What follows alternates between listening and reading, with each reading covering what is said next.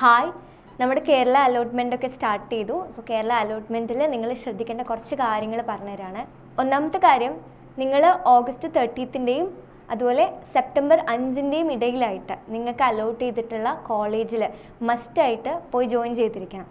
ഇനി രണ്ടാമത്തെ കാര്യം എന്ന് പറയുന്നത്, ഈവൻ ദോ നിങ്ങൾക്കിപ്പോൾ ഇഷ്ടമില്ലാത്തൊരു കോളേജാണ് നിങ്ങൾക്ക് അലോട്ട്മെൻറ്റിൽ കിട്ടിയത്, നിങ്ങൾ എക്സ്പെക്റ്റ് ചെയ്യാത്തൊരു കോളേജാണ് നിങ്ങൾക്ക് കിട്ടിയത് എങ്കിൽ പോലും നിങ്ങൾ മസ്റ്റായിട്ട് ആ കിട്ടിയ കോളേജിൽ പോയിട്ട് ജോയിൻ ചെയ്യണം. അവിടെ നിങ്ങൾ ഫീസ് അടച്ചിട്ട് ജോയിൻ ചെയ്യണം.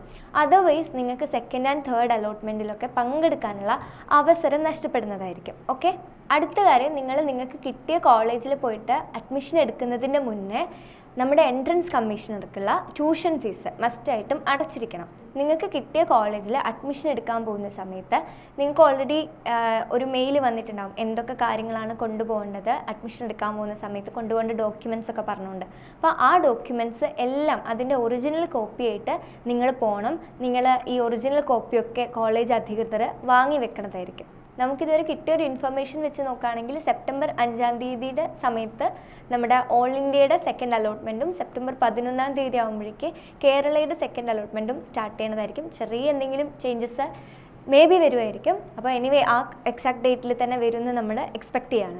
നിങ്ങൾക്കിപ്പോൾ ഇഷ്ടമില്ലാത്ത ഏതെങ്കിലും ഒരു കോളേജിലാണ് നിങ്ങൾക്ക് ഫസ്റ്റ് റൗണ്ടിൽ അഡ്മിഷൻ കിട്ടിയത്, അല്ലെങ്കിൽ നിങ്ങൾക്ക് ഹയർ ഓപ്ഷൻ വേണം, ഇവിടെയല്ല മാറണം എന്ന് തോന്നുകയാണെങ്കിൽ എന്തായാലും മസ്റ്റായിട്ട് നിങ്ങൾ സെക്കൻഡ് ആൻഡ് തേർഡ് അലോട്ട്മെൻറ്റിൽ പങ്കെടുത്തിരിക്കണം. ഇത്തവണത്തെ കേരള ആൻഡ് ഓൾ ഇന്ത്യ അലോട്ട്മെൻറ്റിൻ്റെ നിങ്ങൾ ശ്രദ്ധിക്കേണ്ട ഒരു മെയിൻ കാര്യം എന്ന് പറയുന്നത്, നമ്മൾ കേരള അലോട്ട്മെൻറ്റിൽ നിങ്ങൾ ഫസ്റ്റ് റൗണ്ടിൽ കൊടുത്തിട്ടുള്ള ആ ഒരു ഓപ്ഷൻ ഫില്ലിംഗ് ഉണ്ടല്ലോ, അപ്പോൾ കൊടുത്ത ഓപ്ഷൻസ് മാത്രമാണ് നിങ്ങളുടെ സെക്കൻഡ് ആൻഡ് തേർഡിലൊക്കെ പരിഗണിക്കുള്ളൂ.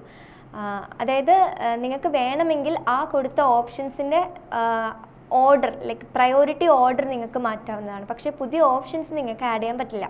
പക്ഷേ when it comes to all India allotment നിങ്ങൾക്ക് ഫസ്റ്റ് അലോട്ട്മെൻറ്റുമായിട്ട് കംപ്ലീറ്റ്ലി ഇൻഡിപെൻഡൻ്റ് ആയിട്ടുള്ള അലോട്ട്മെൻറ്റ്സ് ആയിരിക്കും സെക്കൻഡ് അലോട്ട്മെൻ്റ് ഒക്കെ വരുന്നത്. അപ്പം സെക്കൻഡ് അലോട്ട്മെൻറ്റിൽ നിങ്ങൾക്ക് ഫസ്റ്റ് അലോട്ട്മെൻറ്റിൽ കൊടുക്കാത്ത ഓപ്ഷൻസ് വേണമെങ്കിൽ നിങ്ങൾക്ക് കൊടുക്കാം. ഇനി ഫസ്റ്റ് അലോട്ട്മെൻറ്റിൽ നിങ്ങൾ കൊടുത്ത ഓപ്ഷൻസ് നിങ്ങൾക്ക് വേണമെങ്കിൽ മാറ്റാം. ഇങ്ങനെ കംപ്ലീറ്റ്ലി ഇൻഡിപെൻഡൻ്റ് ആയിട്ട് നിങ്ങൾക്ക് പുതിയൊരു ഓപ്ഷൻ ഫില്ലിങ് ചെയ്യാൻ പറ്റുന്നതായിരിക്കും. അതുപോലെ ഓർഡറും ഒക്കെ, ഈ ചെയ്യുന്ന കാര്യങ്ങളൊക്കെ വളരെ കൃത്യമായിട്ട് വളരെ പ്രോപ്പറായിട്ട് ശ്രദ്ധിച്ച് ചെയ്യേണ്ടതാണ്. കാരണം നിങ്ങൾ അത് ഓപ്ഷൻ ഫില്ലിങ് ചെയ്യണത് പോലെ ആയിരിക്കും നിങ്ങൾക്ക് ഫ്യൂച്ചറിൽ കിട്ടാൻ പോകുന്ന കോളേജ്. പിന്നെ സങ്കടപ്പെട്ടിട്ട് കാര്യമില്ല. അപ്പം ഭയങ്കര വൃത്തിക്ക് ശ്രദ്ധിച്ചിട്ട് ഓപ്ഷൻ ഫില്ലിങ് ചെയ്യേണ്ടതാണ്. കേരള അലോട്ട്മെൻറ്റിൽ സെക്കൻഡ് ആൻഡ് തേർഡ് അലോട്ട്മെൻറ്റിൽ പങ്കെടുക്കണമെങ്കിൽ നിങ്ങൾ എന്തായാലും ഓപ്ഷൻ കൺഫർമേഷൻ ചെയ്തിരിക്കേണ്ടതാണ്. അപ്പോൾ ഇത്രയും കാര്യങ്ങളാണ്.